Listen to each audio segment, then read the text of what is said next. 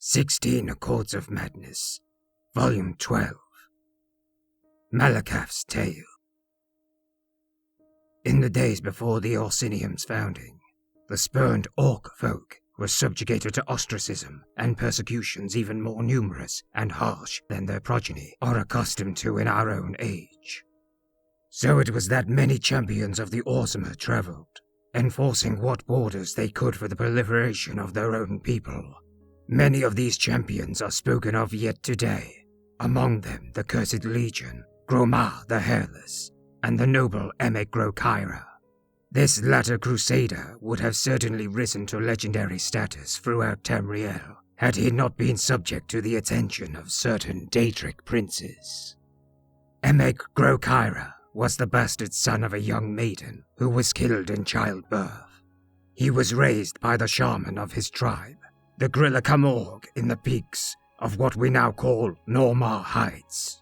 Late in his 15th year, Emeg forged by hand an ornate suit of scaled armor, a rite of ascension among his tribe.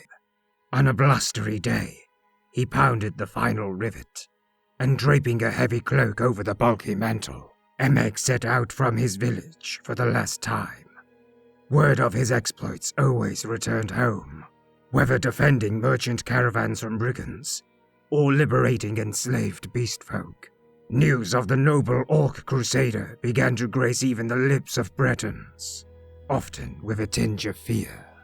Less than 2 years after ascending to maturity, Grokira was making camp when a thin voice called out from the thickening night. He was surprised to hear the language of his own people spoken by a tongue that obviously did not belong to an orc. "Lord Kyra," said the voice, "tales of your deeds have crossed the lips of many, and have reached my ears." Peering into the murk, Emeg made out the silhouette of a cloaked figure, made wavy and ephemeral by the hazy campfire. From the voice alone, he thought the interloper an old hag, but he now decided that he was in the presence of a man of slight and lanky build, though he could discern no further detail. "Perhaps," the wary orc began, "but I seek no glory. Who are you?" Ignoring the question, the stranger continued. "Despite that, Orsimer, glory finds you, and I bear a gift worthy of it." The visitor's cloak parted slightly, revealing nothing but faintly glinting buttons in the pale moonlight, and a bundle was withdrawn and tossed to the side of the fire between the two. Emeg cautiously removed the rags in which the object was swathed, and was dazzled to discover the item to be a wide, curved blade, with ornately decorated handle. The weapon had heft, and Emeg realized on brandishing it that the elaborate pommel disguised the more practical purpose of balancing the considerable weight of the blade itself. It was nothing much to look at in its present condition, thought the orc, but once the tarnish was cleaned away, and a few missing jewels restored, it would indeed be a blade worthy of a champion 10 times his own worth. "Her name is Nebcrescent," spoke the thin stranger, seeing the appreciation lighting Grokira's face. "I got her for a horse and a secret in warmer climes, but in my old age, I'd be lucky to even lift such a weapon. It's only proper that I pass her on to one such as yourself. To possess her is to change your life forever." Overcoming his initial infatuation of the arc of honed steel, Emeg turned his attention back to the visitor. "Your words are fine, old man," Emeg said, not masking his suspicion. "But I'm no fool. You traded for this blade once, and you'll trade for it again tonight. What is it that you want?" The stranger's shoulders slumped, and Emeg was glad to have unveiled the true purpose of this twilight visit. He sat with him a while, eventually offering a stack of furs, warm food, and a handful of coins in exchange for the exotic weapon. By morning, the stranger was gone.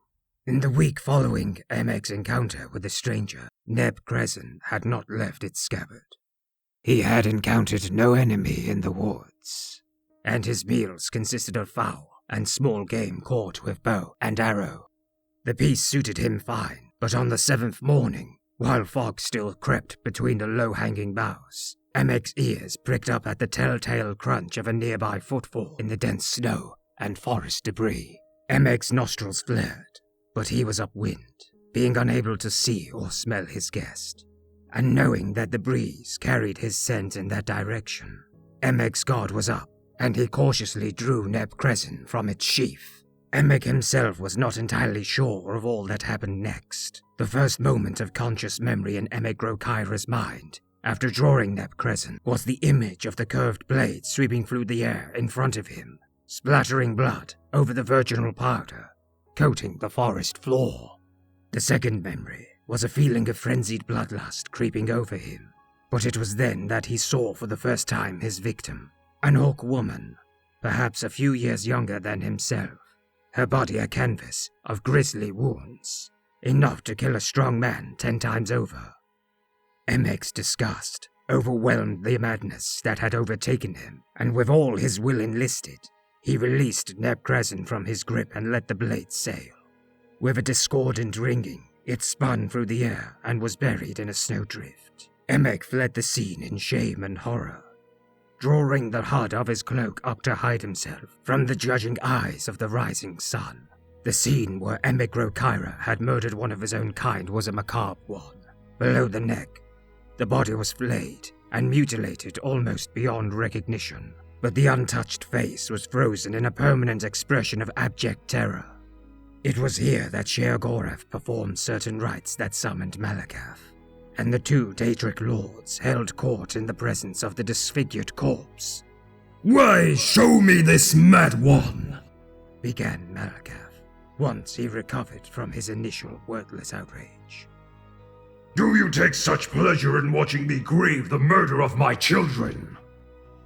His guttural voice rumbled, and the patron of the Orsimer looked down upon his counterpart with accusing eyes. "By birth she was yours, brother outcast," began Sheogorath, solemn in aspect and demeanor. "but she was a daughter of mine by her own habits. My mourning here is no less than your own. My outrage no less great." "I am not so sure," grumbled Malacath. "But rest assured that vengeance for this crime is mine to reap. I expect no contest from you. Stand aside."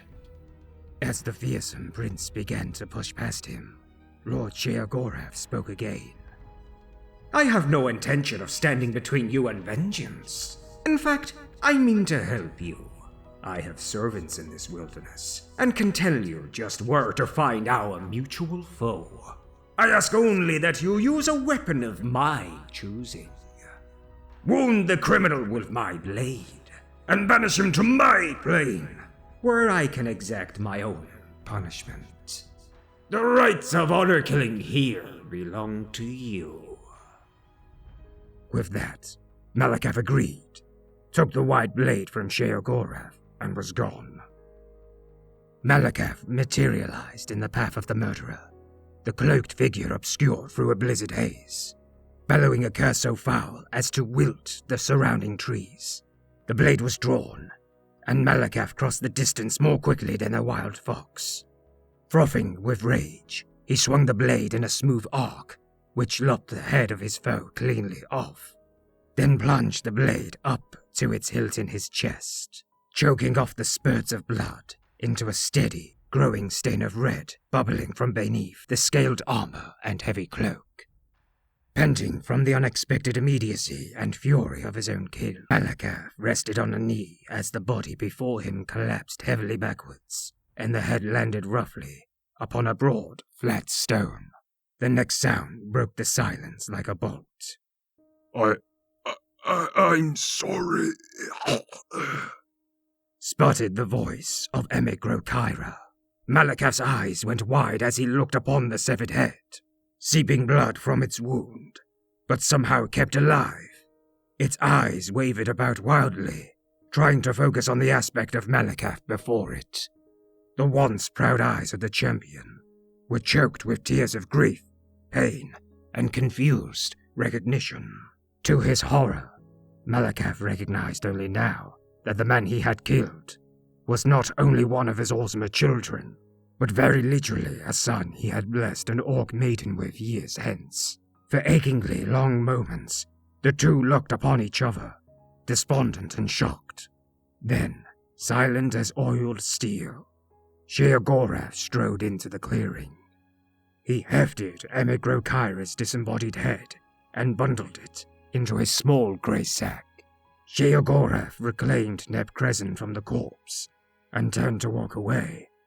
Malacath began to stand, but kneeled again, knowing he had irreversibly damned his own offspring to the realm of Sheogorath, and mourned his failure as the sound of his son's hoarse pleas faded into the frozen horizon.